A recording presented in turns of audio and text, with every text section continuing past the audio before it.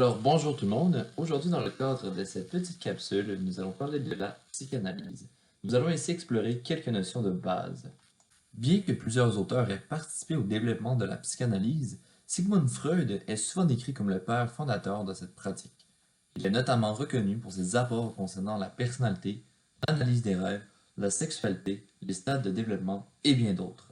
Freud a décrit l'appareil psychique, c'est-à-dire la personnalité, comme l'organisation de différents systèmes et cela en fonction de deux topiques complémentaires. La première topique, établie en 1897, permet d'expliquer la personnalité à partir de trois composantes. D'abord, il y a l'inconscient, qui représente l'ensemble des contenus dont la personne n'a pas conscience et qui sont refoulés. Cet inconscient renvoie au principe de plaisir et il est le siège du refoulement. Ensuite, il y a le préconscient, qui lui se situe entre l'inconscient et le conscient, ce qui, sans être inconscient, échappe à la conscience. Ce préconscient renvoie au principe de réalité. Finalement, le conscient, qui est le lieu où se passe ce dont la personne a conscience, contient des informations accessibles à la conscience. Le conscient renvoie au principe de réalité. En 1923, Freud élabore le modèle structural de la personnalité, aussi appelé deuxième topique. Cette deuxième topique se veut comme un complément de la première topique, ce qui permet de mieux décrire la personnalité.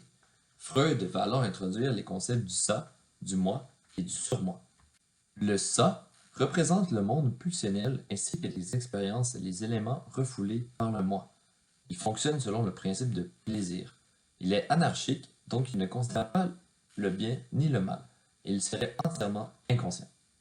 Le moi agit comme instance médiatrice en devant composer avec le ça, le son-moi et le monde extérieur. Il fonctionne par le principe de réalité et met en place des mécanismes de défense. Il est l'agent d'opérations conscientes, inconscientes, voire préconscientes. Le surmoi nous renseigne sur ce qui est moral ou amoral, bien ou mal. Il est basé sur les valeurs de la société et c'est enseigné par nos parents. Il a un rôle de juge. Ainsi, il produira nos remords. Cette instance est partiellement inconsciente. Pour terminer, nous avons aujourd'hui déterminé quelques notions de la psychanalyse.